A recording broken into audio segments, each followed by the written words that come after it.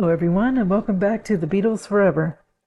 When we last left the Beatles, they had put the finishing touches on the Revolver album and were starting their world tour in Germany first.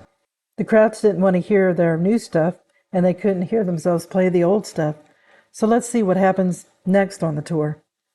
The concerts were memorable. There was rioting fans and military-like police. Sue Montner stated that Peter Brown saved her from being trampled to death. She said that there was a stampede like I've never seen. The police were like Nazis with great coats, and they used tear gas and vicious guard dogs. It was awful. People were trying to get away from them, and they left their shoes behind in panic. After the second concert, the Beatles were taken by limo to the station, where they got on a train and headed to Hamburg. It was an overnight journey, 230 miles. John spent the time reading the Thurber Carnival. It was a collection of humorous pieces from The New Yorker by James Thurber, and he was drinking lemon tea to ease a sore throat, and he was also sucking on lozenges. Paul came up with another idea for the album title. He thought of Pendulum, and when no one responded to that, he suggested Rock and Roll Hits of '66. So that didn't go over too well either. Everyone was excited about their Hamburg visit. They got there at 6 a.m. on June 26th and were given a police escort to the Hotel Schloss in Trimsbüttel. And once they settled in, the group rested until their 2:45 pickup, and they got a police escort, and then they got to Ernst Merrick Hall at 3:45. There were old friends in the audience for the shows: Astrid Kitchener, her boyfriend Gibson Kemp, Bettina Dearlin, a waitress from the Star Club who was close to John, among others. And most of the old friends hadn't seen the Beatles perform since their last Hamburg club dates. Kircher handed John a collection of letters that he had written to Stuart Sutcliffe after the Beatles returned to England. George said that there was a lot of ghosts that materialized out of the woodwork. He said there were people you didn't necessarily want to see again, who had been your best friend one drunken prelude night back in 1960. And they didn't enjoy the press conference. Question: what do you think about your fans in Germany? And Ringo answered, they're good, you know.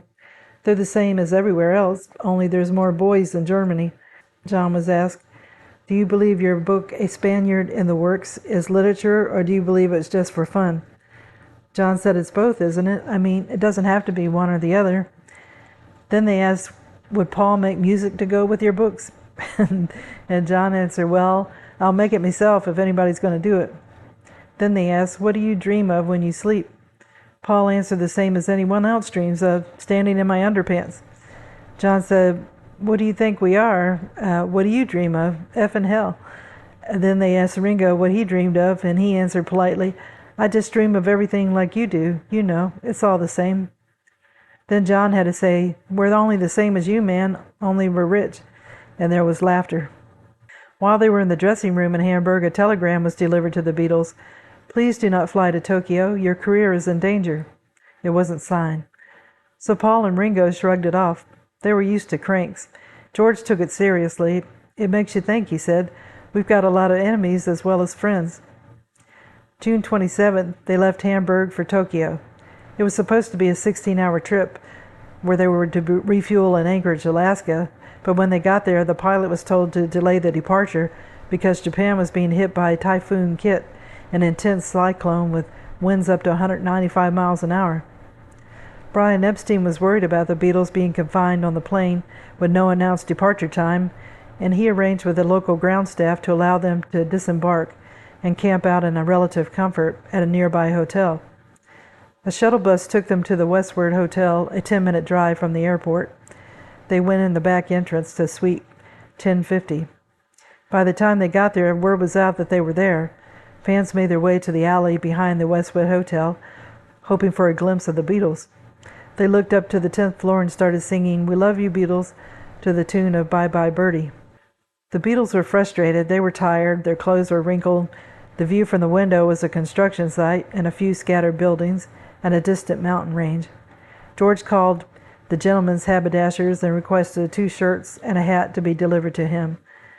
Room service sent up hamburgers and king crabs. There were 3 policemen standing guard in the hallway. Robert Whittaker photographed them looking bored as they waited. Ringo had a cassette recorder that he was using to tape an oral history of the tour.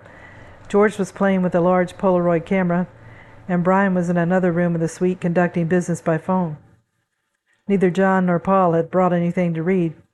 The teenagers left the hotel at 10 p.m., and 2 hours later the Beatles were told that their flight would be leaving shortly for Tokyo. At 1 a.m. they left Anchorage. In Tokyo, the Beatles were controversial. On one hand, they were prosperous and had good business sense, things that the Japanese elders admired. But on the other hand, they represented authoritarianism and individualism, things that the elders feared.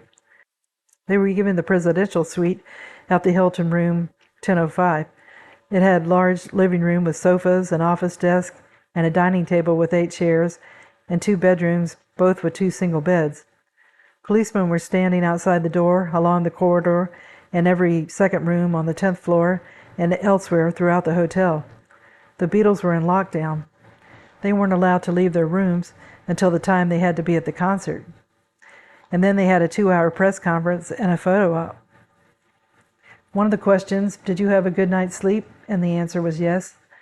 Did you have any knowledge of the Japan before coming? And the answer was a little bit, not much. How are the Japanese fans? The answer, great. They seem very great. I understand you have met your queen, which was another question. What was your impression? Answer, she's okay, one of the best. Next question, what composer do you admire most? John Lennon was the answer. How many times do you wash your hair in a week? About once, it depends on how dirty it gets. And then Ken Gary asked, you've been tremendously successful for a very long time now. Do you think this will continue? George said, we don't think anything. We think very little at all. We just do it. And if the time comes when we don't have an audience, then we'll think about it then and about it. But now we don't think. The Beatles had thought that they would be able to go shopping and sightseeing, but they were told to stay in their suites. John made a break for it. He put on a hat and sunglasses, and he borrowed Robert Whittaker's press pass and camera and went out of the hotel with Neil Aspinall. They walked down Elmo to Sanando, an avenue lined with Sokova trees, to the Oriental Bazaar, which was one of the best souvenir shops in Tokyo. Paul was stopped by the police when he tried to leave the Hilton, and they agreed to let him out if he and Mal Evans would travel in a car packed with plainclothes detectives. They were given a tour of the Meiji Jingu Shrine and parts of the grounds of the Imperial Palace, and then they got back in the car when they were spotted by photographers. The one concert on June 30th, they played the same set of songs that they had played in Germany. The crowds were screaming, but not as loudly as the usual Beatle concert. The crowds were enthusiastic, but there was heavy police presence and the warning against anyone standing, dancing, or leaving their seats.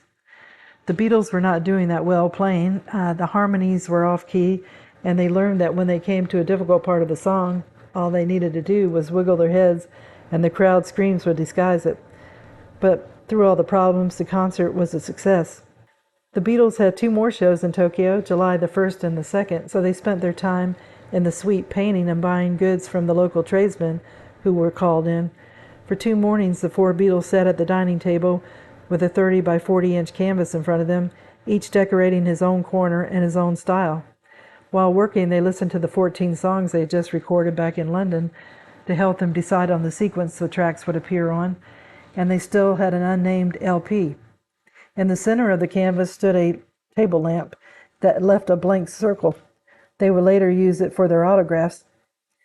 John and Paul were on one side of the table, and George and Ringo at the other. Their contributions were all different. Paul's looked like a rainbow-colored uterus, and Ringo's carefully outlined shapes were like Joan Miro, but had the abstract feel with a contemporary psychedelic painting. Once they started it, they became preoccupied with it, and they were anxious to get back to painting after performing. It was kind of an escape from the surrounding demands.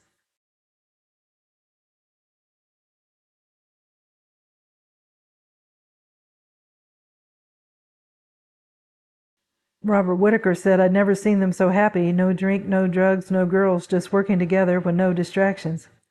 They donated the completed painting to Tetsusaburo Shimoyama, their local fan club president, who would eventually sell it to a collector. In 2012, it was sold in an auction in America for $155,250. Cleaners found other small drawings and paintings in the trash bins. A cartoon by John featured a man with 9 strands of hair, one of which dangled to the street level and had a dog attached to it.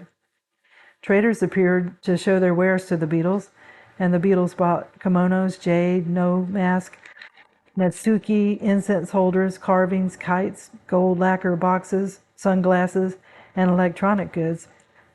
Sushi chefs brought in trays of fresh fish, and geisha girls offered their services. Tats Nagashima bought each of them an expensive Nikon camera and gave movie cameras to Mal Evans and Neil Aspinall.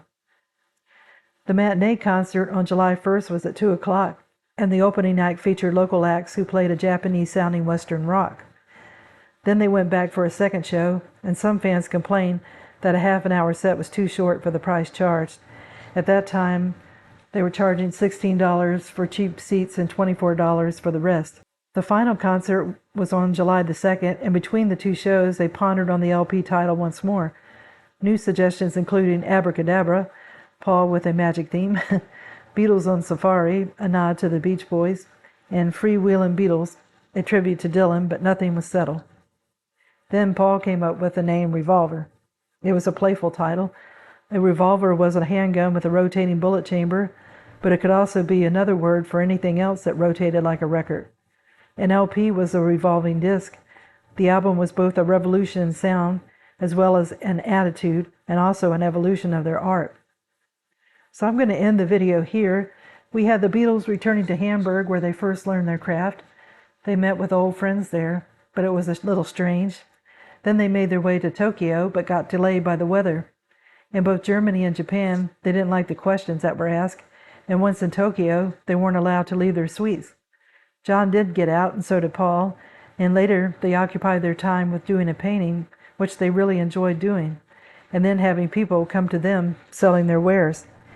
They were given Nikon cameras, had sushi, and there were geisha girls. By the end of the Tokyo tour, a name was finally agreed on when Paul came up with the name Revolver for the LP. It was a perfect name for a revolutionary album. Next up will be the infamous Philippine tour, a scary time for the group. Well, I hope you enjoyed the video, and if you did, if you could give it a thumbs up, it would be greatly appreciated. And I wish everybody a good day. Tune in again soon for another episode of the Beatles Forever. Thank you. Bye.